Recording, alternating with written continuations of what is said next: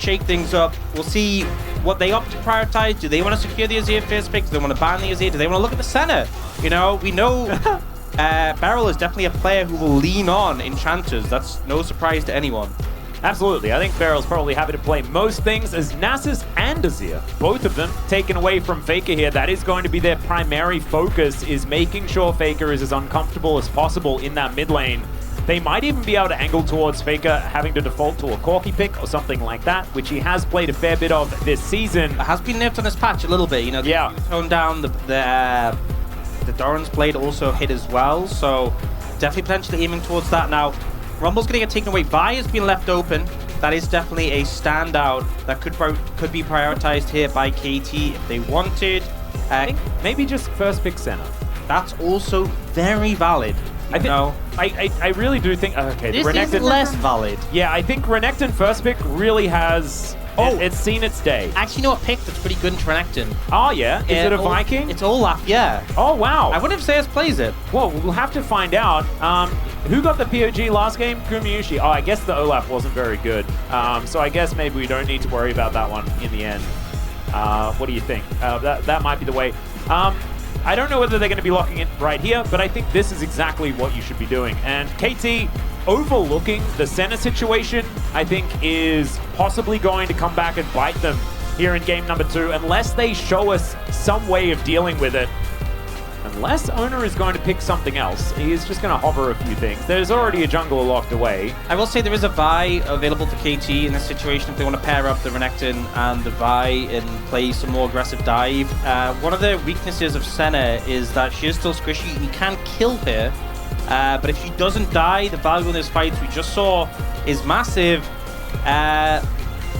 Renekton Nidalee. No, I don't rate it. I don't rate it in this situation. Lilia can keep up with the clear speed. Your poke is irrelevant into center. They kind of just go in for the Sejuani Renekton again. And I'm going to be honest, out of what KT brought in the last draft, this was the least inspiring components. Yeah. Sejuani. Not necessarily in the draft phase, but with how the game played out, they felt kind of non-factors. I don't know whether that was the part that you'd want to run back. Yeah, I mean, maybe they think, you know, we just take Faker off Azir and we're fine, but I don't think Faker's Azir, you know, was a good stable pick for him, but it didn't really offer that much in terms of how the game played out. So, a bit interesting, KT's approach to this one. They have just gone for the same top side as before. Now, T1, a lot of picks that you could prioritize here. The Neela, the Olaf might get banned if they go away here. They're looking at the Yasuo, and this is technically a flex. Very cool. This could be, we've seen T1 play Senna Yasuo bot lane, but also Yasuo into Smolder. We've seen a lot of Yasuo into Corki. Yep. So the potential to bring something out there. I will say, a Neela ban, you saw Guma do a lot of work with the Neela engages. You don't want to pair that with a Yasuo in this one, so I certainly think that'll be taken away. And perhaps for KT, it's just Neela, Olaf as the bans. I think you almost have to. And I think if they don't respect it, it's going to be a massive problem, because you talk about the flexibility. We know that Gumayusi already plays this. We've seen it before. Ornn going to be banned for some reason. Not entirely sure why. But Faker won EWC playing Yasuo. So I think that is still something that we can consider in his wheelhouse, as please at least ban the Neela. Or the maybe the Olaf. Maybe the Olaf is one a of thing. One of them. There it is. The okay. Olaf is gone. Okay, I think particularly with the Renekton Sejuani, you know, it's a good lane into Renekton. We saw Zeus do well in there, but also the Sejuani. Four-letter O name. Maybe Ornn was a misclick. Oh, could be it. And obviously, Senna Ornn is a really popular combo with the old Senna, but with the changes to Senna, I really think that, you know, Senna plus tank, like, you're not the same carry Senna. It's not as valuable in that situation. Whoa. That's an Aatrox. That is even more healing. This was the favorite spring pick for Zeus. He was just consistently picking up this Aatrox in a lot of situations and really getting a ton of value out of it. Not seeing it as much recently. It is more towards the Bruiser Aatrox than the Lethality Aatrox, so more durability in fights. KT just running it back. I kind of want KT just to play Ziggs. I really... Oh, okay. Cool, thanks. You wish. Oh, nice. You wish for it, and they'll just deliver immediately. I will say, I think the MF Seraphine, horrible into the Yasuo. And this is something I've been looking for, by the way, since I saw the Senna changes. Would be something like a Wukong. They're going to go for Lee Sin instead. Whoa. But I think pairing the Senna with Bruisers, really powerful, you know? Oh, wait. Hang on. Where are things going? Because I remember when a certain bottom lane played Senna Lee Sin. I think it's and Senna it Lee was bot. sick. I think it's going to be Senna Lee bot, Lilia jungle, Aatrox top. I mean, Lilia has to be in the jungle, right? Aatrox probably has to be top lane. This is likely where it's going to be. What I think. And I think Perrin, because the thing is, you're not the same damage center, but if you have a bruiser like Lee who has threat, in those early skirmishes, the healing just means he's so hard to deal with, he's got so much fighting power. And the thing is, Ziggs smolder phenomenal amounts of damage late game. But you're a lot of burst-based sort of poke, you know, Smolder Qs, there's a lot of damage, has to kind of wait for his next cooldown, the ult, the same with Ziggs. You can kind of sustain through that, the wind wall's gonna have tons of value. And I feel like we've seen this, you know, back in the days of like Son and Taric. The champions that really synced with those were these bruisers who, you know, you amp them up like the Olaf in the last game, and they become really powerful, really hard to deal with. And that's what T1 is leaning into. They have a triple bruiser composition in this situation. And then they have the Yasuo who's a fighter, right? You know, Lydia's even an AP bruiser, so just so much dive with the Senna on top, icing on the cake. Yeah, it's kind of a crazy draft, but you can see exactly how it works. A lot of ways to set up the Yasuo as well, which aren't necessarily usual. Let's jump into the Rift for game number 2.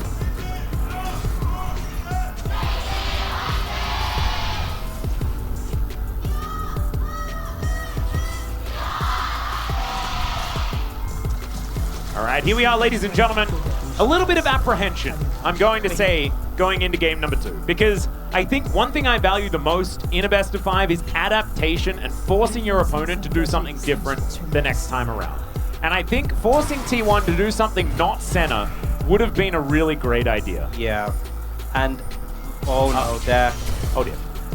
Deft already going to get queued here by Carrier, as Beryl doing his very best to try and keep him safe, and is going to be able to do so. Tornado going to connect, though, and now BDD is coming in. Another Q going to land here from Carrier, looking for first blood, and he's going to boop it back, but the flash forward's going to be there. That's going to be first blood, going over to Lee Sin, but Carrier might pay for it. Deft is now in an awkward position. He's going to flash, BDD gets a kill, but so does Faker. Pyoshik's going to turn up. One after the other, they head towards the enemy jungle. That flash was sick from Pyoshik, and now Ona might find himself in a rough position, but it's 2-2, guys. Let's back off. Never mind. Gumayushi is now going to find BDD, also face-checking a brush, as BDD is just going to walk it off. He's like, no, we're finished here. And Guma is going to say, no, we're not, as Beryl is back. And he's Hex flashing, and he's gonna crash onto Gumayushi, who's now found himself a little bit too far forward. Does get the piercing darkness though, and Ona spinning around a whole bunch, then takes a bunch of damage back over to you, Orcs. This is ridiculous. Just about what I anticipate from a KTT1 series, you know, I think... Oh, the nonchalant tone, I love it. Yeah, you know, how many flashes was that? Oh yeah, 7 flashes. Oh, okay, just 7? Really? Yeah, you know, honestly, I guess it's only game 2. I expected a bit more. Maybe by game 4 they'll bin all the flashes. But yeah, a little bit hectic, a little bit very chaotic, and Carrier and Faker, they committed to that play. Oh yeah. You know, sometimes it's just kind of like Carrier knows you can hit the Q, and he wants to prove it, even though it did end up backfiring. In a big way, and if that's not enough action for you, let's have a bit more. Owner invading on a Pyoshik. Perfect could move down and try and protect this, and is looking to do so now. So Owner, you got to make your decision quickly. Well, his decision does seem to be that he does just want to get out of here. That is, I think, going to be a good one, considering the movements of the Renekton, like you were talking about. We did see just there, as Carrier, this is the last time that he played it. I believe it was alongside a Senna that time as well, picking up the victory against the Bros. But that was a different version of the Bros. That was Delight and Henna down there. You know what's the funniest thing about this Lee Sin pick? Is I believe this is the first time we're seeing Owner's skin. And it's not even him playing it. Oh, wow. Yeah, Carrier's using Owner's skin, the new T1 skin. Yeah, because he hasn't played it since it was released, right? Yeah, so... Wow, that is kind of rude. Hopefully Owner is going to be okay with it. Finally, he's going to flash, so there we get the clean 8, which is great to see. There we go. Only Perfect and Zeus that I think should probably just agree to flash at one another. Yeah, like when you walk up to each other at the start of an ARAM and everyone just flashes. Yes, I flash out of base. Oh, nice. Get that quicker. Yeah, you really got to make sure you get to that brush. And bot lane, you know, I guess in part due to the deaths gone pretty badly for KT. Pretty big CS advantage for the Lee Sin. Yeah. Like a very crazy thing to say. I could tell that it felt a bit weird for you to say. As it was coming out of my mouth, I was like, what am I... Is this really? Yeah, it's just... Yeah. Did I wake up this morning or am I still dreaming? Well, you never know. This is the telecom war. It can be all sorts of different options. As Owner is going to spot Beryl, sort of trotting around his jungle. Bowling Ball is going to miss because Beryl decided at that moment that he was going to walk in the other direction. Wait, they're both trotting around the jungle, so I'm not sure who you were referring to. I think Owner is prancing. Oh, jungle. Okay. And Beryl is trotting. Yeah, and Beryl is trotting. Okay, if he gets some Swifty boots, then maybe he'll start a brisk canter. Okay, I'm glad we could distinguish that because I was getting a bit confused. No, that's all right. I'll be here for any of your equestrian needs. As Owner is going to now set up towards this Ziggs, but Faker's in trouble. Great interruption on the crash down, but the Ignite still comes in. BDD chasing him down, flapping over. Another Q would do it, but he doesn't overextend. I think if BDD had taken another step forward, he was just dead. Yeah, very danger close there. Gotta respect the threat of T1 who will move up to cover Faker. And he will survive on that one. Okay. Definitely getting a little bit... Well, it's already very spicy, but definitely pushing out. And now it just feels like it's just been a series of invades. We're 5 minutes in. Some games don't get this much action. No. And we're 5 minutes in and it's just been non-stop. Well, this is actually the lowest amount of... actually higher than the lowest amount of kills that we've had in a whole game. Yeah. I think the record is 3. Wow. As far as least kills. So we're already there. And it's only 5.5 minutes. As Faker is going in with 300 health, and he's just dead. BDD going to be able to grab that kill as Beryl and Koshik right there ready to challenge. Yeah, I think maybe a bit more faith in the center than maybe was warranted. she is pretty powerful. She does need some items, though, before she's doing the big heals. A bit low on health, that one, when Faker went in. BDD doing pretty good so far with how this game has played out. You know, he got one of those earlier kills, gets that kill as well. Already demonstrated in game 1 how much carry potential he can have in the Smolder. So definitely a big win from them. We also see Deft back to the Lost Chapter. He was kind of struggling in the early lane, running out of mana quite a bit, but now has that Is he also going to do the thing that you like doing as well, which is just not building an Archangels ever? You know, I honestly think of all the games, this could actually be an okay Archangels one. Oh no! Heresy, but there's a lot of dive threats. You might appreciate the shield. A lot of games you don't need it. This one maybe I think Zeus would appreciate a shield right now. And that's why Guma's here. Well, Beryl and Koshik are also here, mounted and ready to go. Beryl riding his pants, Koshik riding Bristle. By the way, I find it so interesting that, like, you know, so many teams will have a preferred person for certain champs and something in the bot lane duos when you have, like, things like Senna where it goes to each. But I find it so cool that, like, Carrier plays the Senna game 1 when Guma's on the Neela, and now it's the other way around. There's a last breath as the wind wall does come down. BDD presses flap though, and he's just going to flap his way out. Yeah, really hard to pressure. If you don't have immediate follow-up from the Yasuo ult, there's not too much you can do to this Smolder. You can kind of just flap away. Yeah, does have his Phage there as well, so his health bar is looking all right at this point in time. 2-0-1 after the shenanigans we saw earlier on, as Beryl spotting out the fact that this red buff is going to be taken away, and you can see that Koshik is immediately going to forsake that and head towards the top side, as it looks like BDD is once again flapping. Just landing whatever Qs he can find though, and of course this feels pretty good for the Smolder up into a melee champion. Even though the wind wall can be annoying, I feel like you will be able to get a fair few stacks in this game. Yep, definitely, and past the stack and past the spikes, we do now see finally the Renekton Sejuani pairing, looking to punish Zeus. Oh, there's the flash forward from Perfect! Zeus is going to get tagged, and the Winter's Wrath will be enough! The dive was beautiful there from KT. Just the immediate flash done. Stacks the passive, gets the damage. Oh, BDD. Yep. Flapping around in circles here is BDD right now, as the Shattering Strike does come in. Faker is going to ignore it, basically, and that is going to be Dragon secured by T1. Yeah, so early Dragon picked up this time by T1. We obviously saw KT with a bit of monopoly on those, on neutral objectives in general in game 1. But yeah, we're finally seeing Perfect. This Renekton, this early pick Renekton in game 1 really didn't have any impact.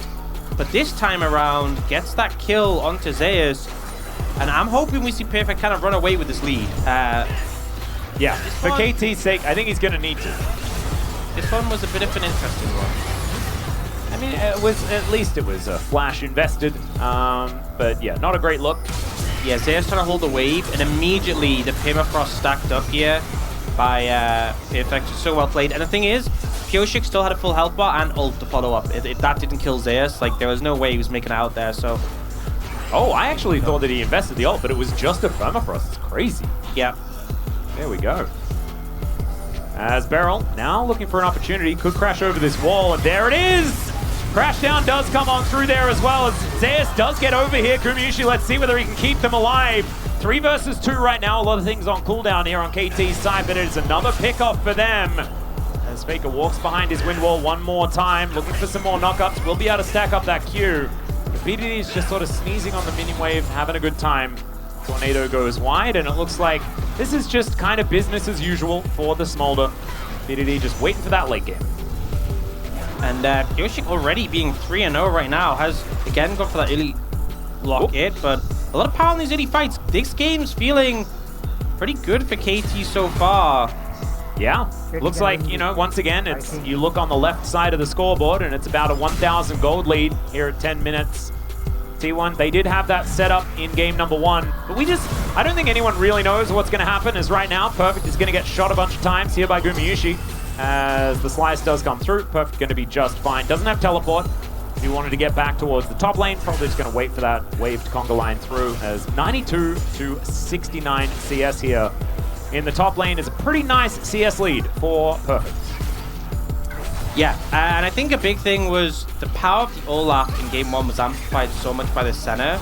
If the Aatrox is behind, you know, yes, you have other options to amplify in this game, but he really benefited from having this winning top laner in that one for the center to sustain up with, and now you don't have that. Perfect moving around. He is so strong in these early group fights.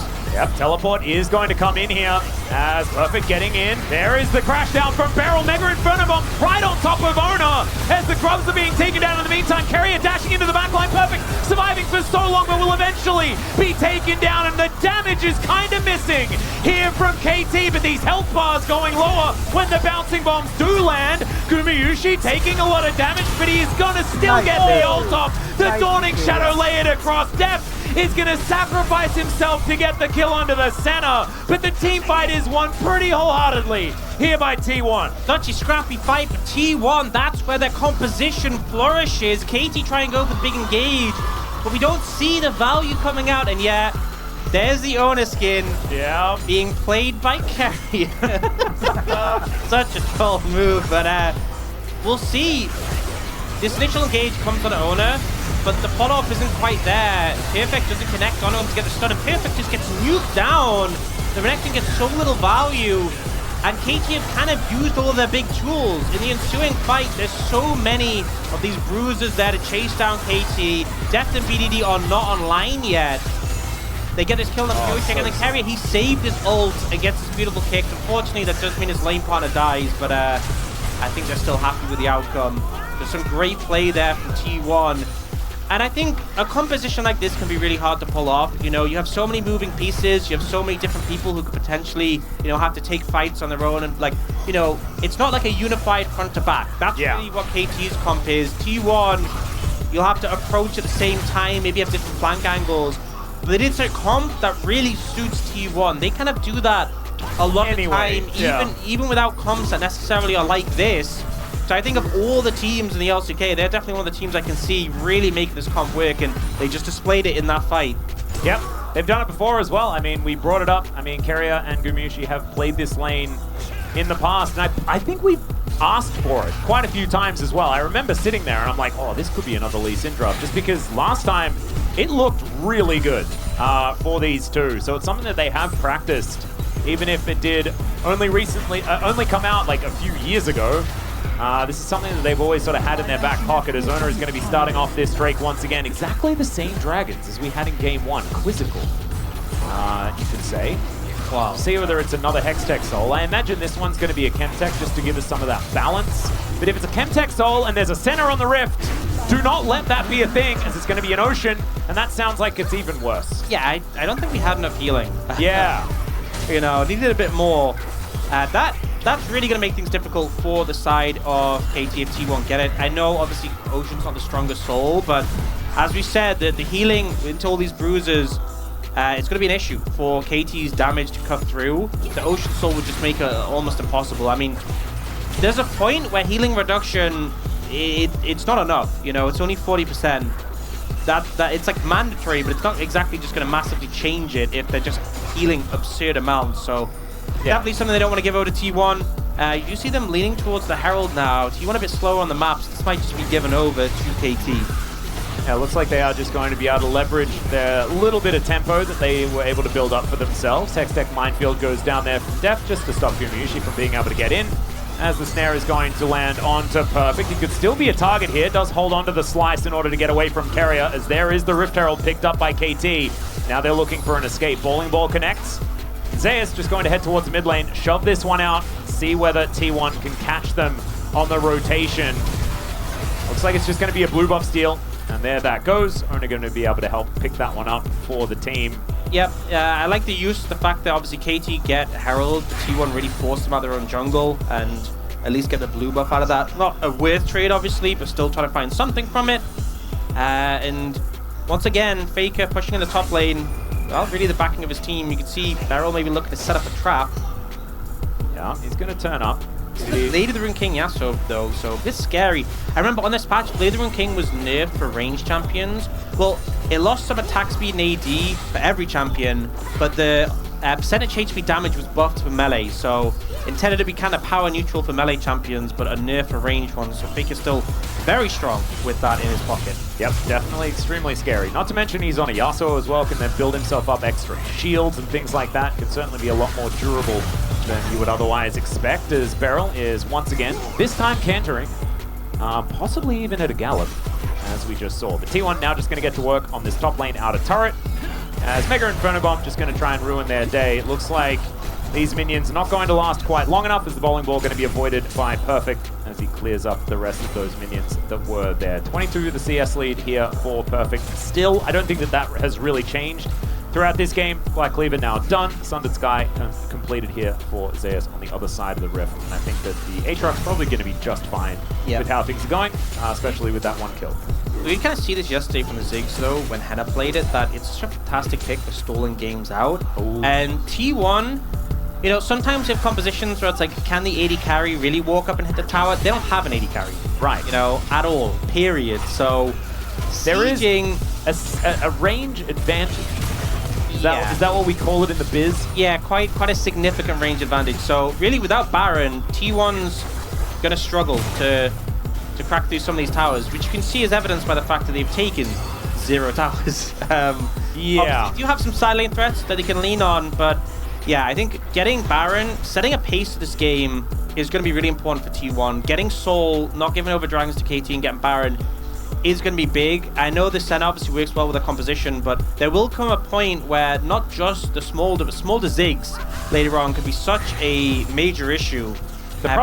Short-range champions in a Ziggs, you put the minefield down, you have to run through it. It's so painful. And we were watching this yesterday and just wincing whenever anyone walked on even one of those mines. Yeah, it's going to get really rough. And of course, Def isn't quite there yet. He only has his Ludens, and going to need quite a few items before that is really a thing. Hasn't been able to get around the map and take plates as well, as we saw. As you can see, all of these turrets looking pretty healthy on T1's side as well. We do get the Rift Herald charging in. T1 here for the defense. Not going to be a turret taken, just going to be a bit of damage here for KT. And I think slow and steady is what wins the race here. It's not really a roller coaster thing in general. Doesn't fit the KT playstyle, but I think if they slow it down, it's going to look better and better as this game goes on. The bit of the style of roller coaster, you know, when you're on the trains and you're just slowly going up. I think they need to avoid the bit where it starts doing the loop-de-loops and the rushing down and the whee and stuff like that. We need to not do that bit. It just needs to keep going up on the little rails, and yeah, that's it. Yeah, Guma does have the Helia, but compared to last game, remember, when he had the Neela, he was super ahead in levels compared to what Senna's typically are. He's only level 7. Doesn't even have that Q maxed yet. Do you see KT pushing the wave in mid, threatening the tower? Obviously with the Ziggs, that threat is huge. It's trying to move towards the dragon, but T1 are looking for an angle of approach here. Yeah, Carrier going to take a little bit of poke damage here from BDD as the knockup does connect onto Beryl. Beryl not too worried about it, as we can see. Minefield down just to try and keep them at bay. T1 with a fair bit of control of this dragon right now. BDD is going to get another shove out, and Owner is just doing his wolves for the minute. Not a whole lot of commitment just yet. The bouncing bomb doesn't connect onto Zeus. Perfect, not going to snare everyone up, and that is only one bowling ball to connect. And now KT are going to move their way into the river, look to grab themselves some scuttle control, which will be secured here by Pyoshik. As we can see, bowling ball just slightly avoided. I think that might have been the snout of Bristle that did sort of smell that ball as it was flowing by. As this dragon has now been started, and KT, will they actually commit to any sort of play? Carrier going to get spotted out as the tower is going to be taken, and KT just giving this one up, saying instead, we're just going to try and take your stuff. And with a Ziggs, it kind of makes some sense. Satchel can go down, doesn't even need it, and KT get 2 turrets in trade for a single Ocean Drake. And they might even wait a third. Two turrets, I said. I said 2 turrets. By Jove. Oh, never mind, that's 3. That is going to be Faker now trying to trade it back for an outer turret towards the bottom side of the map, but I don't know whether that one's going to be worth it as KT slink into the enemy jungle. I think that was a pretty good trade. It was a phenomenal read by KT. They knew they had the pushing power, they knew they had the prior mid, and they're like, look, we can walk into the trap T1 is set for us. Oh my goodness, perfect. But the main thing is, it's an Ocean Soul, right? And even though the sustain is going to be useful, they already have a ton of sustain. It's not Hextech Soul, completely different ballpark. And so as a result, KT are like, you know, so what if we give them an extra dragon? They don't have the Soul yet. And the end result is they get so much structural impact, and you look at the fact that every tower mid lane is down on T1 side, and there's not a single tower down on KT side. You're getting to the point where the Smolder wave clear is insane. You have a Ziggs as well. I'm really struggling to see when T1 will ever take this mid-tier 1. And until they can break that mid-tier 1, finding these flank angles, forcing KT to overcommit is going to be really hard. The mid-tier 1 is a great safe haven. Yeah. And if Ziggs and Smolder can just sit under it and wave clear, T1's comp is going to really struggle to push the pace of this game. And if they don't push the pace of this game, they are not going to have a good time. Yeah, because ever getting to these turrets is going to be impossible. And like you say, yeah, I'm looking at the map and I'm thinking the range of Mega Inferno Bomb kind of covers inner turret, top, and bot if you're standing and defending the mid-outer turret. And so you just sort of chill and you keep your entire map alive and make a whole bunch of money, and then eventually T1 cannot actually do anything unless they fully commit to a fight immediately to stop just getting queued by BDD over and over again with no recourse. And also, you know, the Senna is a squishy champion. We talk about the value of it, but if Beryl gets on top of Guma and there's ults to follow up, that Senna is not going to last very long. Now, we have seen KT kind of move up towards top side, but unfortunately, Carrier won't get any damage on this turret. Yep. And like we said before, they do have to commit very heavily in order to do so. And maybe we're getting a little bit of a glimpse into why T1 were very happy to scuffle extraordinarily hard in the early game. Because if they were able to start that ball rolling extremely early, then this could have looked like a blowout once again. Like, you know, Harlem Globetrotters style, you know, Carrier doing all of those sweet moves, landing more of those kicks like we saw in the first team fight. But if the game is ever stabilized, like we're seeing KT attempt to do now, yeah, the inroads are just not looking too good, as now Carrier might be in trouble. Oh my goodness, and she does so much damage? What the heck? As, all right, Beryl is going to be pulled back there by the Infernal Chains. Mom goes down, doesn't do a massive amount. Yeah, this Carrier will be able to heal himself back up again as Mega Inferno Bomb almost just straight up kills Gumayusi. This is one of the problems with being a level 8 Senna in a game where, you know, BDD and Depth level 13. They do a lot of damage. Yeah. And you don't have much health. And as a result, Guma just nearly gets completely destroyed. BDD already has the 225 stacks for the burn. You know, it's only 1,000 gold lead for KT, but it's starting to feel really scary. T1 are going to have to get creative. We do have Dragon in a minute 20, but KT can kind of do a similar thing where if they're not feeling it, the game is not over if they give over Ocean Soul. You know, I think if they gave over a stronger Soul, you might really feel bad about it, but I think they can survive. I will say someone on KT does need to pick up Grievous Wounds. Right now, Perfect has it, but ideally, BDD in Depth is so good at applying it in AoE. There's obviously a ton of value there, but yeah, I really think KT might feel strong enough now that the Smolder's ramped up that they can make a fight happen, but even if they lose the Soul, I'm not sure they're that bothered. No, I don't think so either. I think the only worry about the Soul is the fact that it does unlock Elder, and that is a way for T1 to win a team fight. You know, get a dragon that can execute stuff of their own.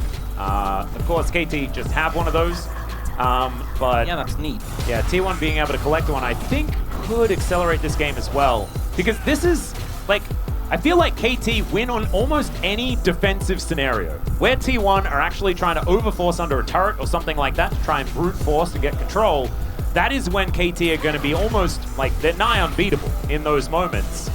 However, if T1 can sort of catch them unawares, like right now, as Pioshik is just able to Arctic Assault at exactly the right angle in order to get himself out of absolutely everything, like, this is the kind of neutral fight that T1 are going to be looking for. And we'll see whether they can actually line it up, because they still, like, if they're not hard committing, it's still going to be a loss in a lot of these scenarios. As you can see, Zeus looking for these flank angles, and Carrier on the other side for the pincer is going to get caught out here by Perfect, who does dash his way out, a long way away from any sort of turret right now. You can see Carrier also now moving away. Beryl looking for that flank as Zeus gets on top of his ward once again. The snare going to get picked up by Beryl here as Ona moves over. It's going to be a 50-50, but a take about to Smolder somehow. Carrier steps on 2 balloons and gets down to half health. Yep, and KT's super happy with that. They denied the Soul, and they just bought more time. You know, the concern about the Elder, the flip that it could end up meaning a game lose even with a Smolder on your team. They don't have to worry about that for another 5 minutes. So good moves there from KT. Good secure. Oh, TP flank coming in. This is from Carrier. Yep, this is very aggressive. And Gumushi's just going to get dove on top of Dev. Takes him down with a Mega Inferno Bomb. And Carrier now just not able to find those angles, because without the center, what is this comp actually capable of? As now it's Perfect teleporting in. Zeus going to get thrown around like a ragdoll. These executes starting to fly in as he looks to be a hero, but he's burnt to death by BDD. The kick, it's going to connect, and Carrier takes down his ex-teammate, but at what cost? As Faker is at full health, he puts up the wind wall, but 1 versus 4. I just don't think it's going to be enough. The last breath comes down, but it is exactly that. He'll take Pioshik with him, but KT wins the fight. And it just felt like T1, you know, they keep bringing in more members, more sacrifices to the Blood God, and they just lose their whole team. This is one of the concerns with this low-level center, is how squishy you are. I mean, it doesn't even feel like they... I mean, yes, Barrel jumped on him and they ulted, but he lost so much health just from the WQ for BDD, and then the flank angles attempted. But first off, we get Zeus. Okay, Zeus is now in a 1v4 situation. Okay, Zeus is dead. Who's up next? Okay, Carrier's turn. Carrier and Ona on a 2v5 situation. Okay, now Faker's like, cool. Me and Ona in a 2v4 situation. It's always stacked against T1 for the entire fight.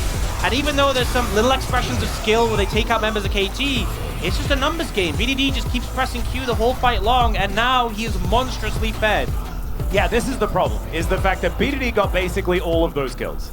And now he's a 5-0 for 3-item Smolder, and Deft has still done the most damage in the game, because of course, it's just Ziggs things. It's what we saw yesterday. I mean, Henna had probably one of his worst days of the year, guys, but his Ziggs game was amazing. I've been saying it for like 2 years, man. Yeah, I know. Ziggs just does the boom boom down. And you'll say it to anyone who's willing to listen as well. I've been in those boss rides before, as okay, our last breath does connect onto Perfect. He takes a third of his health and slices away. This is feeling really bad for T1 right now. It's just not looking like the playability level is very high. Yeah, it's a struggle, and you know they're trying to find angles where they can approach with and get those flanks in, but KT are doing a great job of not giving them any opportunity. They are moving over to control the Baron again, but this is the thing, is KT can be so patient because, you know, yes, they can start up the Baron here, but they're just stacking as the game goes on. I mean, the thing that I'm worried about is that KT are going to feel like they're rushed when they're absolutely not. Yeah. Because they sometimes just do that. Because like you say, I mean, they have all of the time in the universe in this game. I mean, they're praying for a 70-minute, as they're not going to get one, as that is going to be a kick out onto Beryl. Mum comes down. Ona is going to absorb a lot of buttons by just pressing Zhonya's. He puts the Crocodile to sleep, is now perfect. He could be in trouble, but it's another crash down. Def takes down Owner, and BDD is untouched in this backline. Faker goes in, but the Dragon is mauling them. Def satchels his way out. That's the Crocodile locking down a kill, and now it's BDD flapping forward.